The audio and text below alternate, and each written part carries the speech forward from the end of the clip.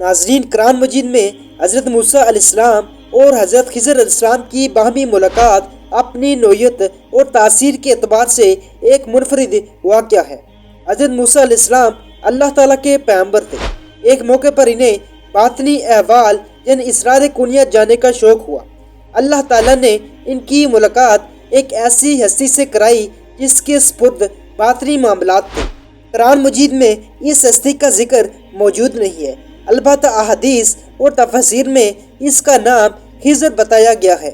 ناظرین، حضرت خضر علیہ السلام نے موسیٰ علیہ السلام سے کہا، آپ میرے ساتھ چلتے ہوئے جو معاملات دیکھیں گے اس پر خاموش نہیں رہ سکیں گے، سوال کرنے پر مجبور ہو جائیں گے۔ حضرت موسیٰ علیہ السلام نے خاموش رہنے کا وعدہ کیا، لیکن جب انہوں نے بے درے 3 عجیب و غریب واقعات اپنی آنکھوں سے دیکھے تو وہ بولنے پر مجبور ہو گئے۔ پہلا واقعہ اس طرح پیش آیا کہ حضرت موسیٰ علیہ السلام اور حضرت خضر علیہ السلام نے مل کر ایک کشتی میں سفر کیا۔ دریا کے دوسرے کنارے پر پہنچنے کے بعد خضر علیہ السلام نے اس اچھی بھلی کشتی کا ایک کونا توڑ کر اسے ناقص کر دیا۔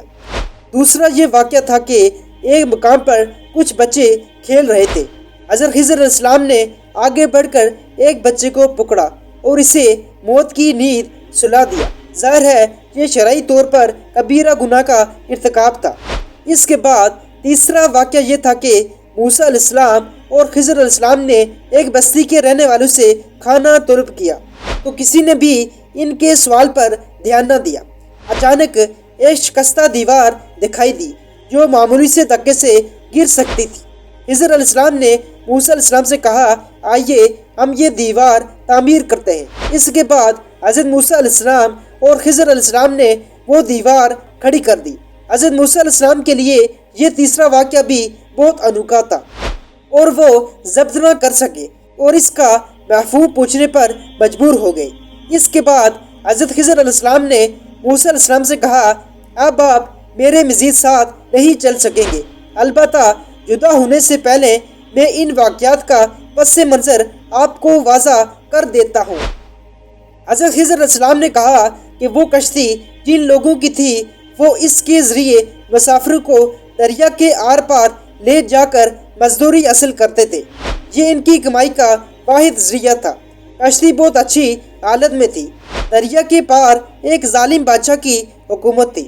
وہ ان غریب لوگوں سے یہ کشتی چھین لیتا۔ میں نے اسے ناقص کر دیا تاکہ وہ کسی حکومتی کارندے کے نظر میں نہ آئے، اسے ناکارہ سمجھتے ہوئے نظر انداز کر دے۔ اور جس بچے کو میں نے موت کی نیند سلا دیا، اس کا پس منظر یہ ہے کہ وہ بچہ بڑا ہو کر اپنے نیک والدین کی رسوائی کا باعث بنتا۔ اب اللہ تعالیٰ ان کو اس کا نعم البدل عطا کریں گے جو ان کے لیے باعث رحمت و برکت بنے گا۔ اور تیسرا یہ کہ جو دیوار گرنا چاہتی تھی اس کے نیچے دراصل کچھ یتیموں کا خزانہ دبا ہوا تھا۔ دیوار گر جاتی تو لوگ وہ خزانہ لوٹ لیتے۔ اب دیوار کی تعمیر نے اس خزانے کو محفوظ کر رکھا ہے جب تک اس کے وارث بچے بلوغت کی عمر کو نہیں پہنچ جاتے۔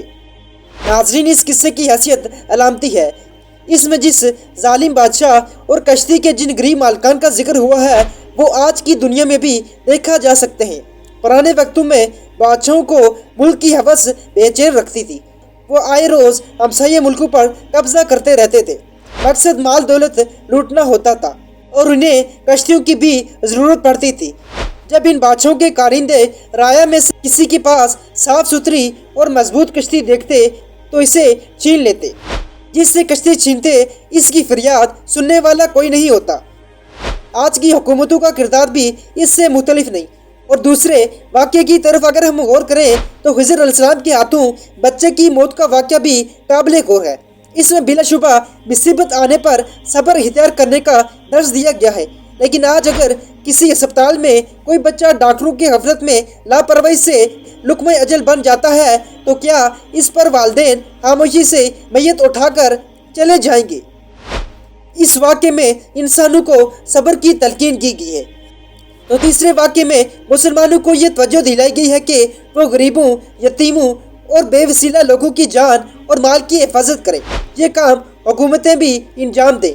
خضر علیہ السلام نے یوں ہی اس خدشے کا اظہار نہیں کیا کہ دیوار گرنے سے دبا ہوا خزانہ ظاہر ہو جاتا ہے اور لوگ اسے لوٹ لیتے ہیں۔ آج کے دور میں اگر دیکھا جائے تو بیواؤں، یتیموں کی زمینیں اور وسائل زندگی پر قبضہ کرنے کی وارداتیں عام ہو چکی ہیں، اور اس میں دیوار سے مراد قانون ہے جو غریب غربا کو تحفظ دے سکتا ہے۔ اگر اسے طاقت فراہم کی جائے تو غریبوں کے وسائل زندگی پر کوئی با اثر شخص قبضہ کرنے کی جرات نہیں کر سکے گا۔ امید کرتا ہوں آپ کو اس ویڈیو میں بہت سی چیزیں جاننے کو ملی ہوگی۔ اگر آپ ہمارے چینل پہ نئے ہیں تو ہمارے چینل کو سبسکرائب کیجیے۔ تب تک کے لیے اجازت دیجیے۔ اللہ حافظ۔